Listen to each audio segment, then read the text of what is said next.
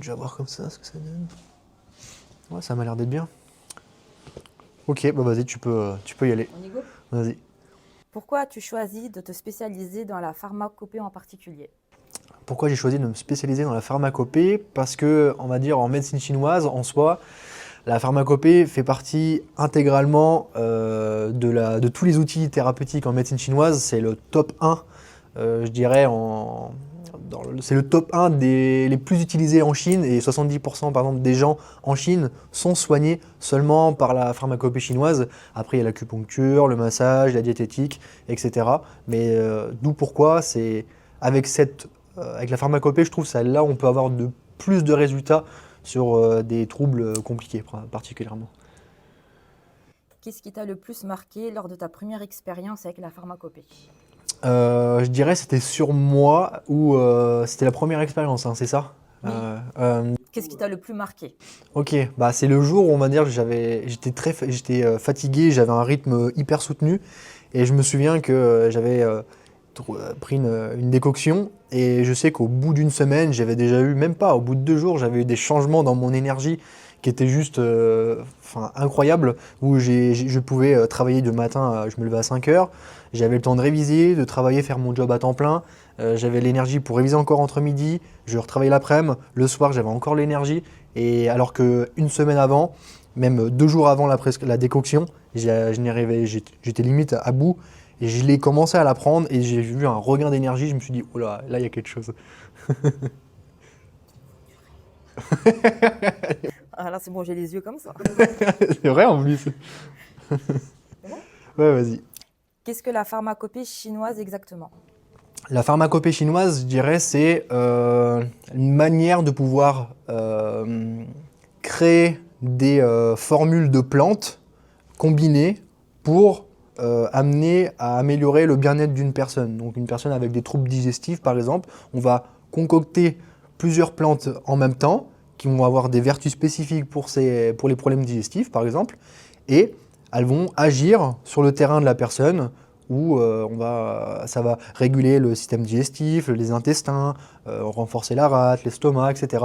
Et donc, du coup, grâce à ça, ces plusieurs plantes combinées vont agir sur le corps de la personne, sur ses fonctions, pour rétablir, on va dire, les fonctions du corps normales. Voilà. Et quelle est la différence entre une décoction et une tisane classique? Une tisane classique, il y a des plantes dans les tisanes qu'on peut retrouver dans les décoctions de pharmacopée, sauf que en fait, dans une tisane, c'est sous-dosé, on n'a pas le dosage adéquat pour une personne.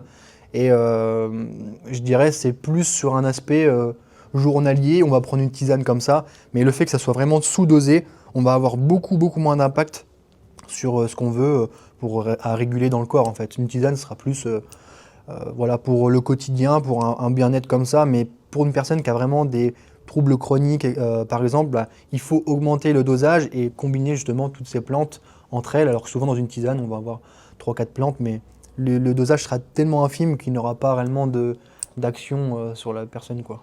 Ok. En quoi la pharmacopée se distingue-t-elle des compléments alimentaires ou de la phytothérapie occidentale? Euh, En tout cas, envers les compléments, je dirais que c'est surtout les compléments alimentaires, sans vouloir stigmatiser tout ça, on va dire. C'est, souvent, c'est sous-dosé aussi. C'est sous-dosé et on donne des milligrammes et des milligrammes. C'est trop sous-dosé en fait, c'est pas adapté. Et souvent, dans les compléments alimentaires, c'est ah oui, j'ai mal au foie, vas-y, tiens, prends ce complément pour le problème du foie. Ça fonctionne pas comme ça. En médecine chinoise, c'est différent. On va voir la racine du problème et on va donner le dosage adéquat en fonction du poids de la personne, de son âge et de son terrain aussi et de ses déséquilibres. Pourquoi la pharmacopée est-elle reconnue officiellement en Chine mais reste encore méconnue en France? Ah là là, la France. Je dirais c'est un peu un sujet délicat, on va dire, mais je dirais c'est l'ouverture d'esprit de la France en elle-même sur la médecine chinoise en général. Elle est beaucoup moins ouverte à ce niveau-là. Et je pense que peut-être qu'à terme ça changera, mais à l'heure actuelle, la Chine est tellement développée là-dessus, les États-Unis, l'Australie, même au Portugal, en Suisse c'est pareil. Et en fait, je dirais qu'en France, en soi, il y a très peu d'ouverture d'esprit sur pouvoir améliorer le bien-être et la santé naturelle des gens différemment. Et ça, pour le moment, la France ne l'accepte pas. Mais voilà, peut-être que ça se fera avec le temps. Est-ce que c'est sûr? Y a-t-il des risques ou effets secondaires à craindre? Il peut en avoir, oui, si on dose trop, par exemple dans la pharmacopée, si demain tu dois prendre une plante 20 grammes par jour, t'en donnes 50 ou 100, bah, derrière il y aura des effets secondaires, c'est obligatoire. Chaque plante, hein, c'est comme demain tu manges 20 bananes par jour, bah, au bout d'un moment, tu vas avoir des problèmes derrière, quoi, c'est pareil. Peut-on la combiner avec un traitement médical occidental?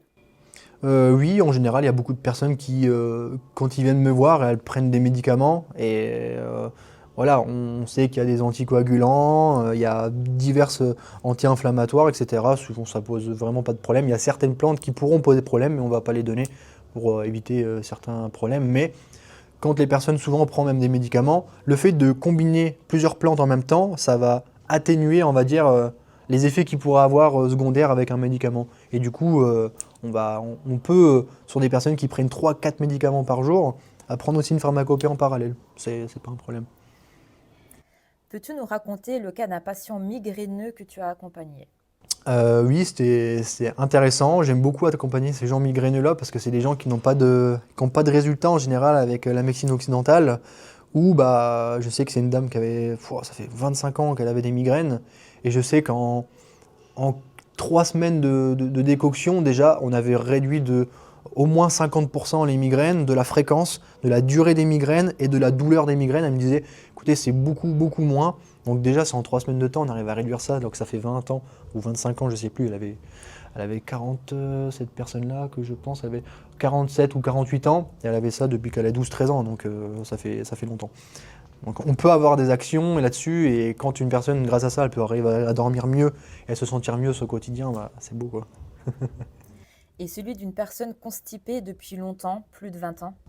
Ouais, bah, c'était le cas dernièrement où c'est une dame, ouais, ça fait plus de 20 ans au moins, une chef d'entreprise, et cette personne-là, donc, elle a tout essayé en fait. Elle a essayé toutes les diètes possibles, toutes les thérapies possibles, sans mettre en cause les autres thérapies qui sont aussi très bien.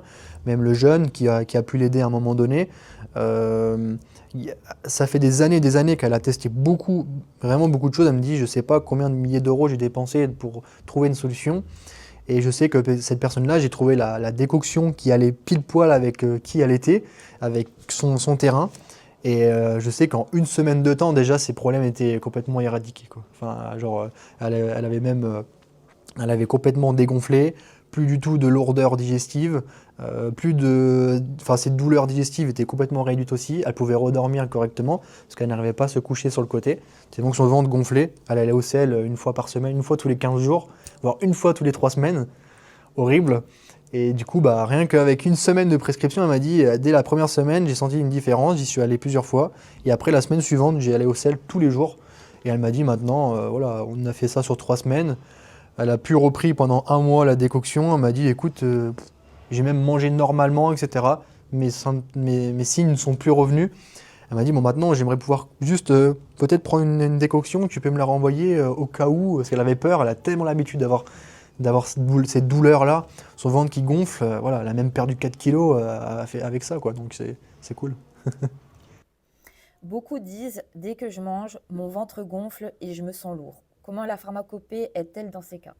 Dans les lourdeurs, bah, souvent, c'est en comprenant, en faisant un bilan énergétique de la personne, en lui posant toutes les questions pour comprendre son corps et ses disharmonies dans le corps, bah, je vais choisir des plantes typiques pour le système digestif, pour pouvoir réguler tout le système digestif, à refaire refonctionner la rate, le foie, l'estomac, etc. Pour que, bah, souvent, les syndromes de lourdeur, c'est une syndrome, enfin, de lourdeur digestive, c'est de l'humidité dans le corps, en médecine chinoise on dit. Et l'humidité, ça entrave la circulation de l'énergie. Et la lourdeur, souvent, c'est relié à la rate. C'est relié à l'aspect à fatigue à fatigue après les repas. Et puis voilà, après, il y a beaucoup d'autres symptômes, signes derrière qui sont là. Et la pharma, elle aide beaucoup là-dessus, quoi. Mm. Est-ce que tu peux partager un exemple de patiente atteinte d'endométriose ou de cycle très douloureux? Ouais, ouais, c'était endométriose, j'ai eu les deux, cycles douloureux ou autre. Enfin voilà, ça se rejoint quand même pas mal. Mais c'était une personne mais qui avait l'endométriose et tous ces signes inflammatoires douloureux où elle était à la limite à tomber dans les pommes, à avoir tellement mal au quotidien, enfin c'était difficile et que cette décoction-là, je me souviens, en 3 semaines de temps, on avait déjà complètement réduit les symptômes et après avec le temps, au fur et à mesure, elle n'a plus du tout de signes à ce niveau-là. En termes de douleur, les règles ont pu aussi se faire d'une manière beaucoup plus naturelle. Mais déjà, quand on arrive à réduire les douleurs, c'est déjà énorme en fait. Donc, et les plantes aident beaucoup à ça.